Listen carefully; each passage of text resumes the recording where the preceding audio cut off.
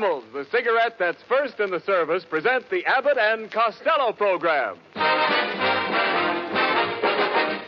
With the music of Leith Stevens and his orchestra, the songs of Connie Haynes and the Camel Quintet, tonight's guest, Miss Marlene Dietrich, and starring Bud Abbott and Lou Costello.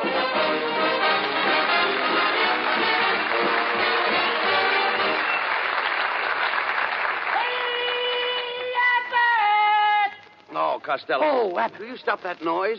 What are you doing here in the studio dressed in your bathing suit? Well, I spent all day trying to get my car out of the swimming pool. What was it doing there? Don't you read the papers, Abbott? The government says you have to pool your car. No, you dummy. They mean share the ride. You have to pick up people. Oh, I did that yesterday. I picked up Helen, Mary, Rosie, and Josie. But your car holds more than that. Yeah, but now they only allow you 4 gallons a week. They only allow you now because you can't get it. Well, never mind that, Costello. Where have you been all week? What have you been doing? Oh, boy, have I been having fun with Connie Haynes. No kidding. Last Saturday, I took her to a football game. What a game! What excitement! Any passes? No, her mother was with us. And another thing, Abbott, there was a man sitting next to us with a 6-month-old baby. All afternoon, the kid was crying.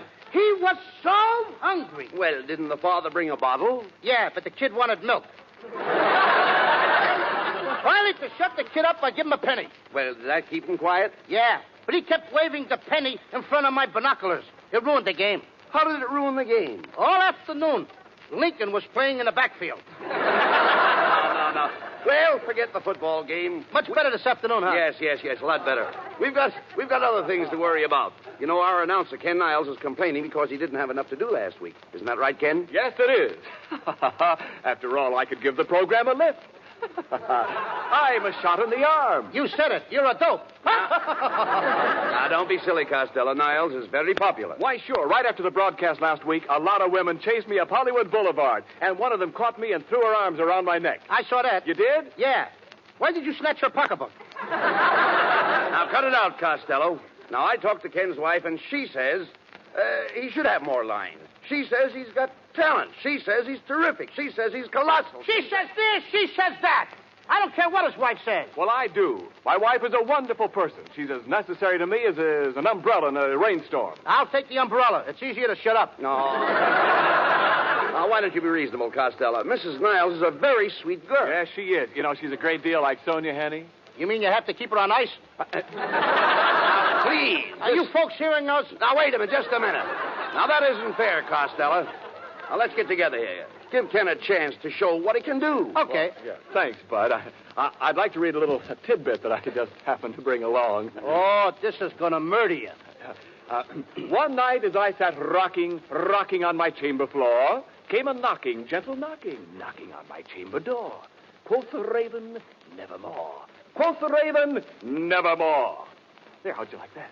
Don't look now, but the raven just laid an egg. Hello, everybody, and hello, my fat little sugar man. Oh, this voice of this kid is temporaneous. Shh, quiet. Hello, Connie. Mr. Costello, honey, I'd like you and Mr. Abbott to meet someone. This is my Aunt Ruby. Hello. Nice to meet you. Hi, Aunt Ruby. How do you like California? Connie doesn't have enough to do. Wait a minute. After all, I listened to the program last week, and there should be more music. Connie ought to sing 4 or 5 songs. There's nothing but talk on the program. And who wants to hear a lot of talk? Hold your hat. Here comes another raid.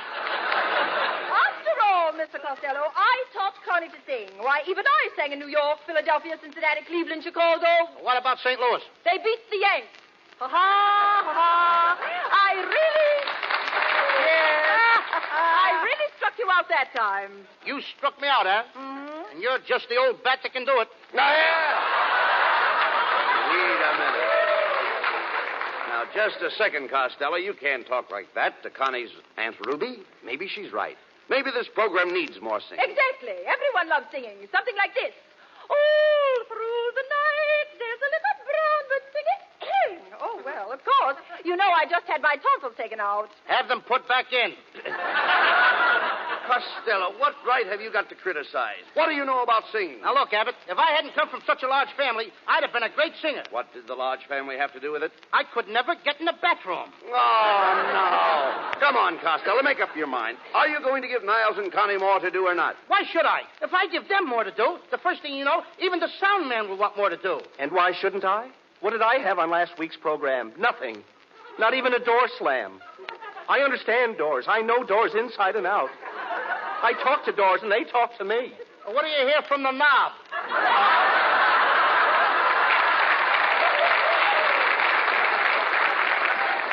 Ah, well may you laugh. Little do you know how important every little sound is to me. Even the sound of a moth chewing on an overcoat. Like this. What's that funny sound? That's the moth spitting out the buttons. Don't you think sounds are fascinating? Here is a sample of my day. When work is through, I walk home at night in the rain. I open the door. I go in and shut the door. Then I walk upstairs in the rain. It's raining in the house? Yes, we're waiting for a government ceiling.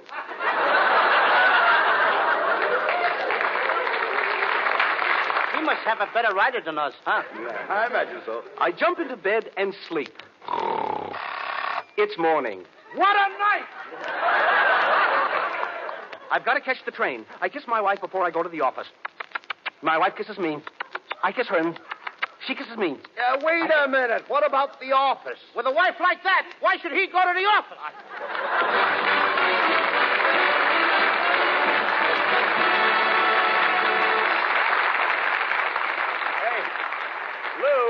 Lou Costello. Yes, sir. For me? Yeah. How's your spelling this week? I can spell anything. Okay. Spell crumpets. Crumpets. Yeah, crumpets. Crumpets. Yeah. No. Crumpets. Crumpets. Wait a minute. You left out the T. Today, I gotta have crumpets without tea. Well, why? I lost my sugar ration card. Now, wait a minute. Look, Lou. Ration card. Yeah. But anyway. Ration. Ration. Look, around here, you can't forget any T's. Why not? Well, because with us, it's important. In fact, with any cigarette smoker, T ought to be one of the most important letters in the alphabet. Is that right? Why, sure. T stands for taste and throat. That's anybody's own personal proving ground for cigarettes. The T-zone. Now, of course, most people have tried Camels. But have you tried them lately, since you've been smoking more? Give Camels the T-zone test now. Ask your taste about Camel's flavor. You'll find it wears well, doesn't go flat. Ask your throat about Camel's mildness. It's the best judge you can find. Thousands of smokers who are making their own T-zone test advise Camels suit them to a T. Just remember that you're the one who's doing your smoking. For steady pleasure, try Camels. You'll find they're slow-burning, cooler smoking, richer tasting, milder, better. Because Camels are expertly and matchlessly blended of costlier tobaccos. So take a tip from your T-zone. Your throat and your taste will tell you. C-A-M-E-L-S. Camels. Get a pack tonight. You'll want to buy a carton tomorrow.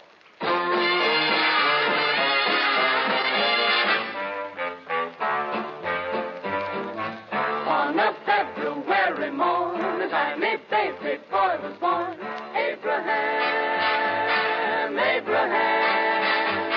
When he grew up, this tiny babe, folks all called him Honest Abe. Abraham. In 1860, he became 16th president. Now he's in the Hall of Fame, a most respected gent. That is why we celebrate this first February day. Abraham, Abraham, Abraham.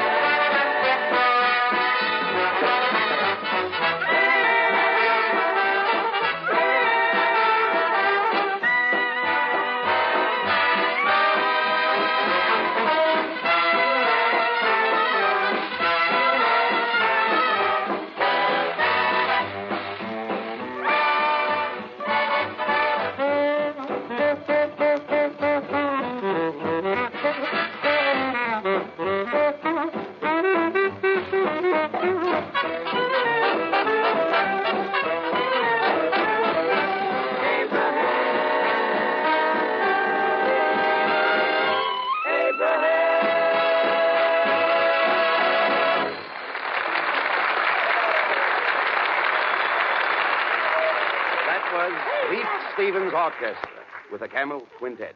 Doing Abraham from the Holiday Inn. And now, ladies and gentlemen... Oh, quiet. Abbott. What's the matter? Hey, look. Look what I got. Look at all the money. Wait a minute, Costello. Where did you get that roll of bills? I went outside for a minute. Just when I reached the corner, a guy ran out of the bank with a bag full of money. And he gave me some. He gave it to you? Mm-hmm. What did he look like? I couldn't tell. He had such a bad cold, he had a handkerchief tied across his nose. Well, you dumb cluck, that was a mask. The man was a bank robber. Oh, I don't think so, Abbott. He was the president. He offered to sell me the bank for a squawk. Sell you the bank for a squawk? Yeah, he said, one squawk out of you and I'll give you the business. Of all the dumbbells, why didn't you go into the bank and investigate? I did go in. And what a way to run a business. I walked in and a couple of clerks were playing hide and seek. That's ridiculous. Honest. One guy was hiding in the closet. The other guy was under the counter. There was nobody around to play with him. Then there was another guy. What other guy? He was trying to do tricks. Trying to do tricks? Yeah, he was laying on the floor trying to escape from a lot of ropes. And you thought he was playing a game? Fine time to play games. Huh? Yeah. Especially when he had a toothache. He didn't have a toothache. No, then why did he have a plaster across his mouth? The man had a gag in his mouth. If he did, he never got a chance to tell it. Listen, you should have taken the plaster off his mouth. I did. And right away, the guy started worrying about his rationing card. Worrying about his rationing card. Yeah, he started yelling, they took the sugar. They took the sugar. Oh, no, Costello. The man was yelling because he was stuck up. Stuck up? Sure. A fine time to get a swelled head. No. Somebody might have robbed the place. He did rob the place. Look, was there anybody with him? Just a woman. A woman. Why didn't you mention her before? She didn't appeal to me. Oh. Did you pinch her? No. Then you should have held her. If I'd have held her, I'd have pinched her. You idiot. A little bit. Do you realize that by keeping the money and letting the crooks get away, you've made yourself an accomplice? Ken Niles, turn on the radio. Maybe we'll get a police report. Hurry up. Okay, Bud. Okay. Hey, you hear that, Abbott? What's that? There's a message. Well, what does it say? Attention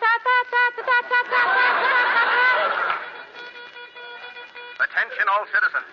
The Fifth National Bank has just been held up by Black Pete and his gang of desperate bandits. When last seen, the gang was headed for their hideout at Deadpan Gulch. Also at large is their accomplice, described as 5 feet tall, 5 feet wide, that is all.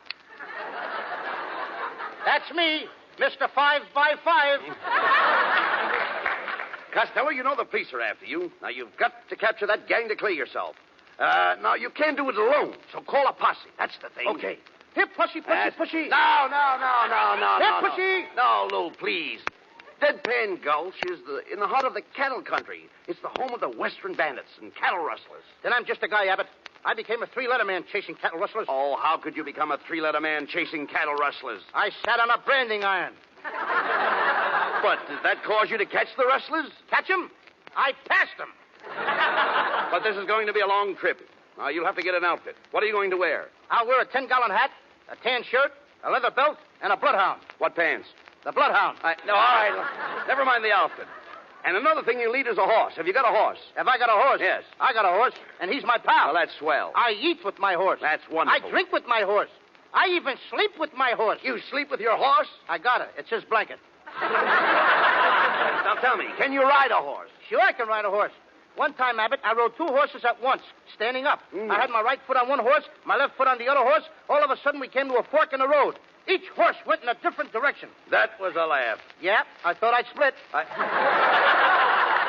Well, never mind. The first thing you have to do is find the bandit's trail. When you do, you leap into the saddle and away you go. Your face is stern, your grip is sure, your clutch is firm. How's my transmission? All right, I listen. Please keep quiet. Then you ride. You ride out across the prairie. You ride for hours and hours on end.